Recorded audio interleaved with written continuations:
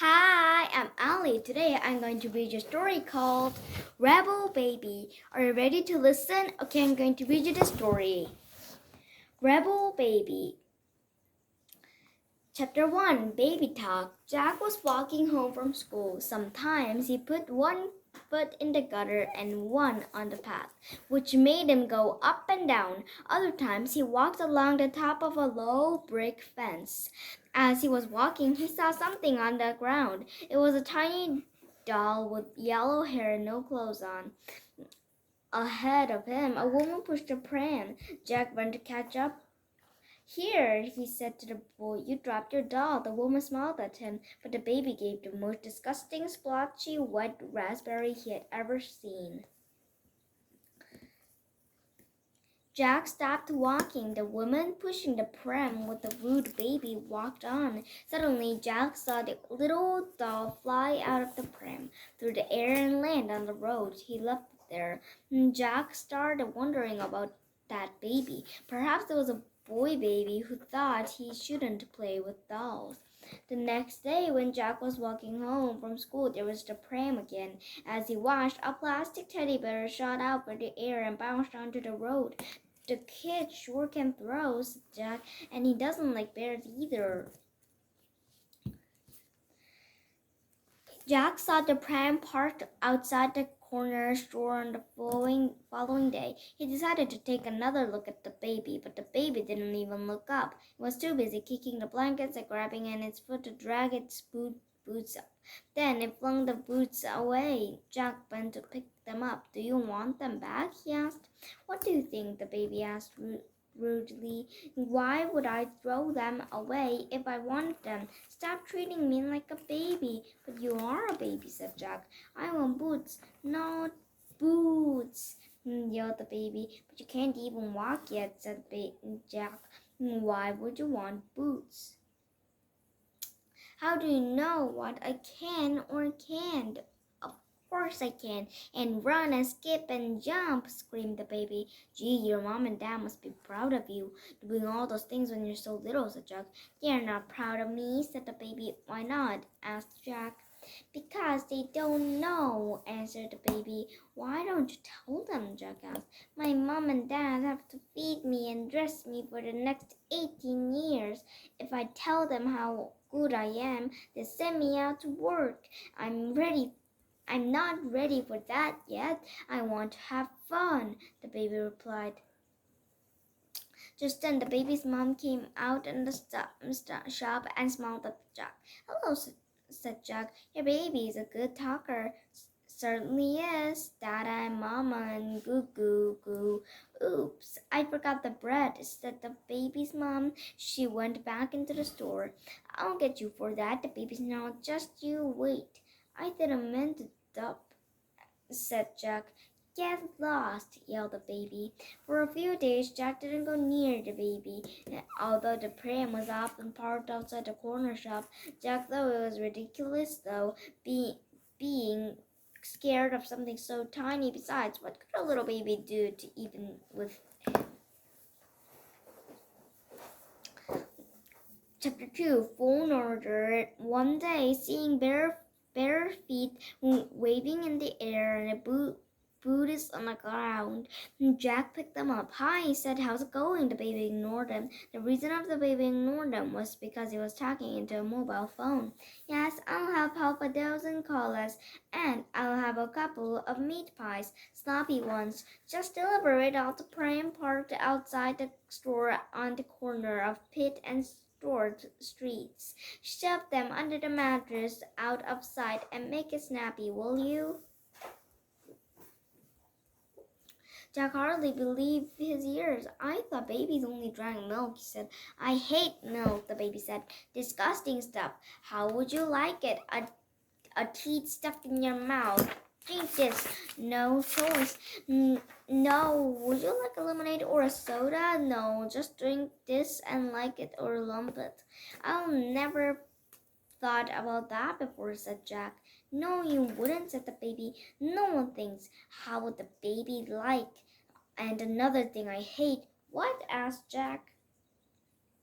People coming and giving me a great slobbery kiss. No one asked, "Do you mind if I give you a kiss?" No, you're just a target of all these huge faces looming over you. Once, a woman with a big hairy mole in her chin stabbed me. I bit her, the baby said.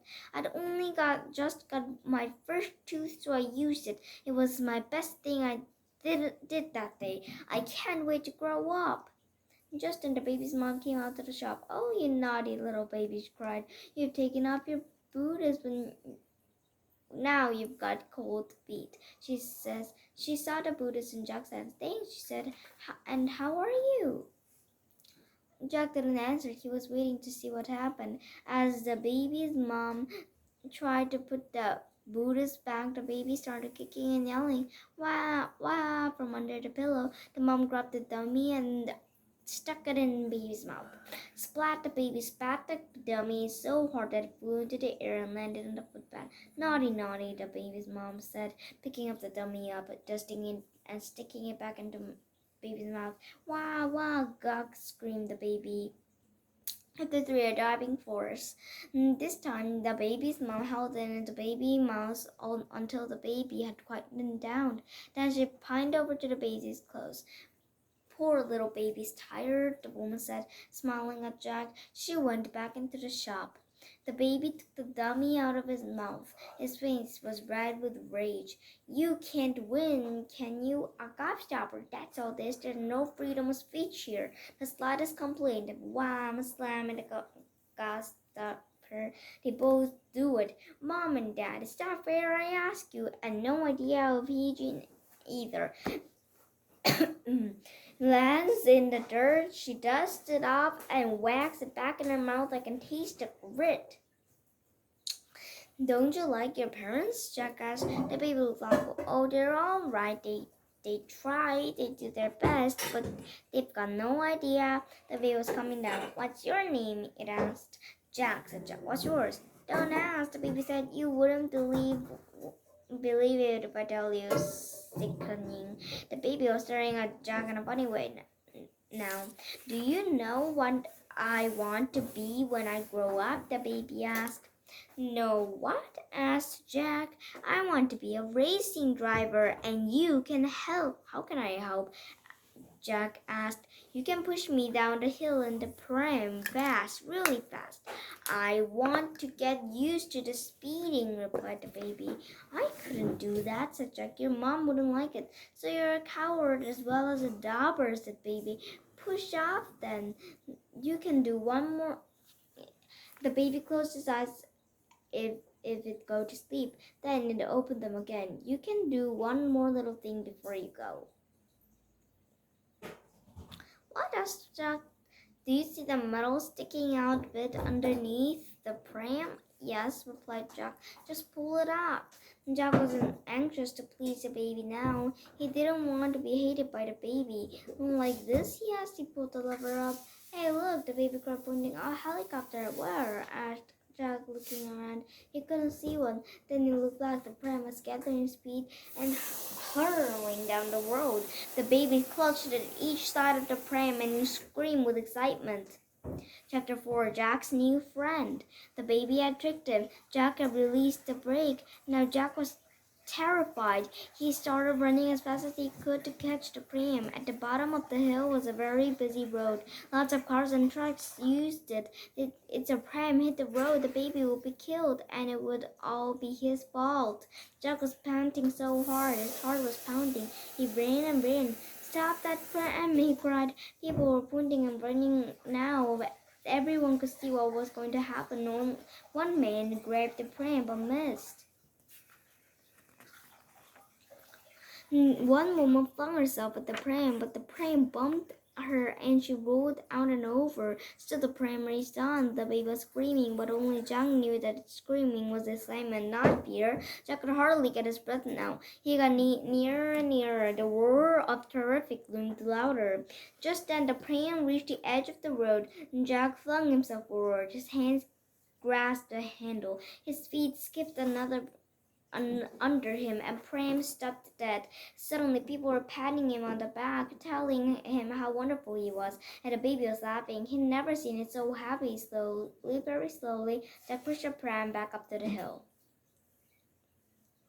The baby is dangerous, he thought. This baby is going to get me into trouble. Then he had another disturbing thought. Did he really hear the baby talking to the mobile phone and all the other stuff? As he reached the shop, the mom came out. Oh, my baby looks so happy, she cried. Thank you for being such a good friend. The baby lay there without very content. Or was it smoke? Or was it gloating? What's your baby's name? Jack asked. Saclia Rose, the mom answered. There was a funny sound, and then the baby threw up all the pram. I have to go now, said Jack quickly. For a few days, whenever Jack saw the pram, he walked up in another direction. He'd convinced himself that he'd imagined the whole thing. But one day, Saclia Rose's mom saw him and called him over. My baby's got a new word, she said. It's Jack. Is your name Jack? Yes, replied Jack. Well, Saclia Rose says your name all the time. She must like you. The baby lay contentedly stuck on her dummy, but sticking out from under the mattress, Jack saw a can of cola and a half of sausage roll. A big and as he turned to leave, the baby gave him a big fat wink. Okay, and today I read you a story called. Wait a minute. Okay. Rebel Baby. Okay, thank you for seeing this video. Bye.